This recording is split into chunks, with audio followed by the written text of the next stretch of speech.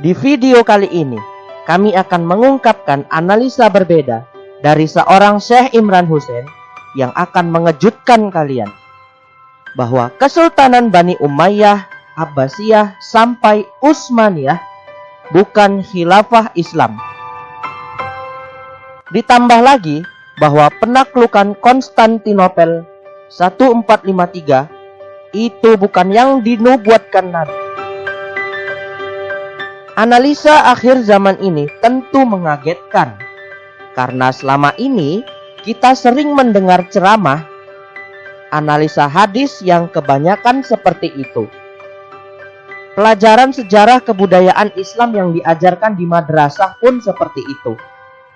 Dan pada akhirnya, kita tidak bisa menjelaskan fenomena akhir zaman dengan jelas sesuai dengan fakta geopolitik yang terjadi di zaman now ini.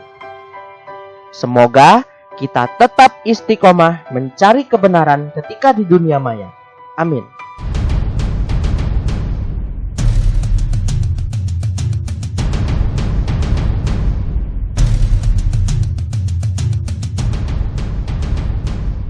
Kita akan mulai dengan hadis yang sebenarnya seringkali dikutip oleh banyak ulama, tapi sayangnya kebanyakan gagal mengambil makna yang terkandung di dalamnya. Padahal cukup hanya dengan hadis itu, kita sudah tahu bahwa suatu khilafah Islam tidak bisa begitu saja diklaim oleh seseorang yang mengaku sebagai khalifah atau wakil Allah di muka bumi tanpa ada klaim juga dari Allah dan Rasul. Hadis-hadis sahih yang diriwayatkan oleh Ahmad dan Abu Dawud itu telah mengatakan bahwa umat akhir zaman atau umatnya Muhammad SAW akan mengalami 5 periode. Yaitu periode kenabian akan berlangsung pada kalian dalam beberapa tahun, kemudian Allah mengangkatnya. Kedua, setelah itu datanglah periode khilafah ala minhaj nubuwah atau khilafah sesuai manhaj kenabian selama beberapa masa hingga Allah Ta'ala mengangkatnya.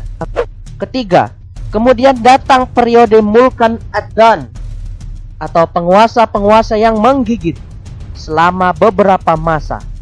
Keempat, selanjutnya datang periode mulkan jabariyah, penguasa-penguasa yang memaksakan kehendak dalam beberapa masa hingga waktu yang ditentukan oleh Allah Ta'ala.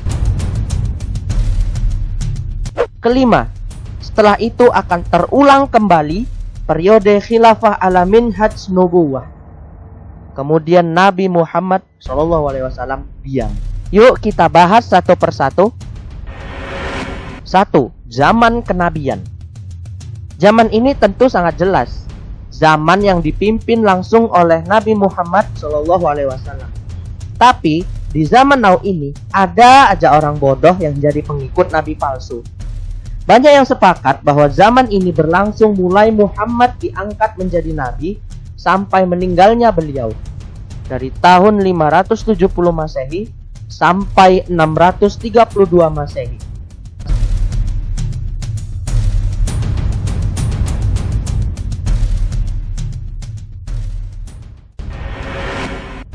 Dua, zaman Khalifah Islam pertama. Ini adalah khilafah yang sesuai dengan manhaj kenabian. Setiap Islam Sunni meyakini bahwa ini adalah masa Khulafaur Rasyidin. Ada Khalifah Abu Bakar, Umar, Utsman dan Ali dari tahun 632 sampai 662 Masehi. Sedangkan Islam Syiah memang meninggikan Ali, tapi tidak semua dari mereka sampai menuhankan Ali, mencela sahabat dan Aisyah. Syiah masih banyak juga mazhabnya. Menurut Syekh Imran Hussein, konflik Sunni Syiah sudah tidak relevan di zaman now, sementara Zionis terus bergerak maju hingga ingin menghancurkan negara Islam Sunni dan Syiah.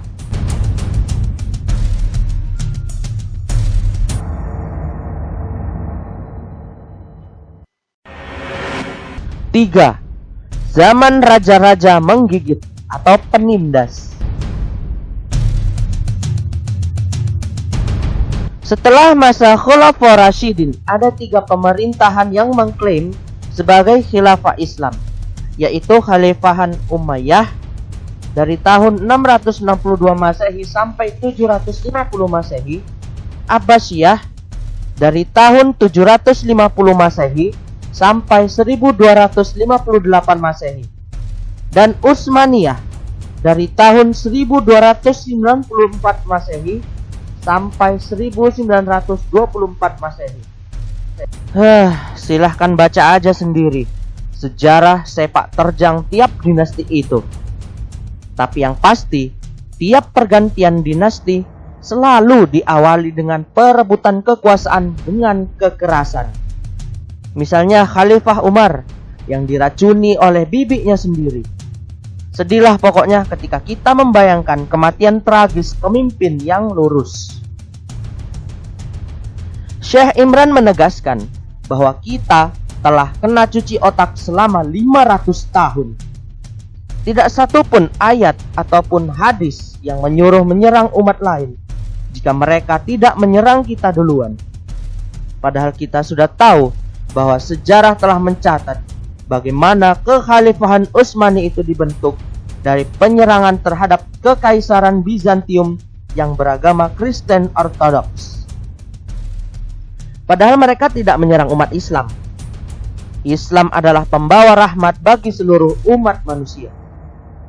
Jangankan menyerang agama lain yang tidak menyerang kita, mencerca agama lain saja kita dilarang, ya kan?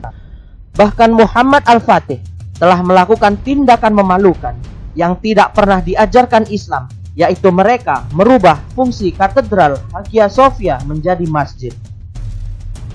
Beberapa hadis mengatakan bahwa pembebasan Konstantinopel itu nanti akan dilakukan tanpa senjata. Sedangkan beliau merebut Konstantinopel dengan penyerangan. Itu fakta sejarah. Jadi seperti apa penaklukan Konstantinopel tanpa senjata itu? Nanti akan kita bicarakan di periode akhir zaman yang kelima.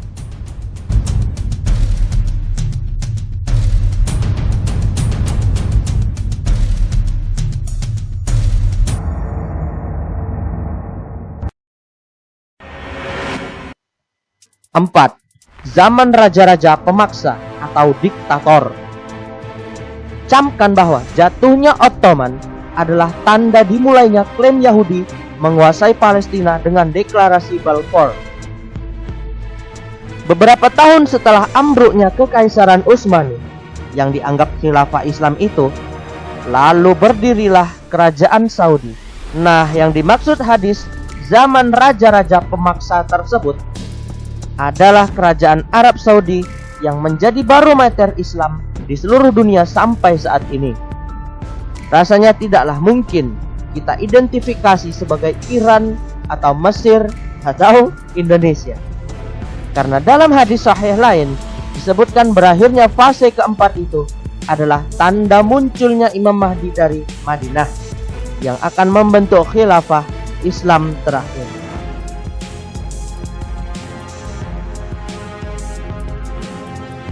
Kerajaan Arab Saudi atau KSA dibentuk atas kerjasama dengan Zionis Inggris superpower waktu itu untuk melepaskan diri dari kekhalifahan Utsmani. Kami sudah membahasnya di video kami. Mudah-mudahan Anda tidak kaget menonton. Tidak bisa dibantah memang kelakuan penguasa Saudi. Maksudnya bukan seluruh rakyat Saudi ya. Di kancah politik dunia sangat membingungkan kita. Keterlibatannya dalam kekerasan-kekerasan yang dilakukan bersama dengan sekutunya Amerika Serikat dengan militernya NATO terlalu banyak. Mulai dari keterlibatan dalam penghancuran Libya, keterlibatan dalam penghancuran Suriah, keterlibatan dalam peristiwa WTC, keterlibatan dalam pembentukan kelompok-kelompok radikal di Tinteng seperti El-Nusra dan ISIS, sampai dengan secara terang-terangan membantai umat Islam di negara paling miskin di Tinteng Yaman. Kami juga telah merangkum 4 dosa KSA yang paling parah terhadap umat Islam. Tapi bukannya para penguasa Saudi itu bagus? Mereka kan telah membuat fasilitas haji yang luar biasa, sampai memberi makan minum gratis dan mengurus Masjidil Haram dengan baik. Al-Quran Surat At-Taubah telah menjawab apakah orang-orang yang memberi minuman orang-orang yang mengerjakan haji dan mengurus Masjidil Haram kamu samakan dengan orang-orang yang beriman kepada Allah dan hari kemudian serta berjihad di jalan Allah. Mereka tidak sama di sisi Allah, dan Allah tidak memberi petunjuk kepada kaum yang zalim. 5. Zaman khilafah Islam terakhir.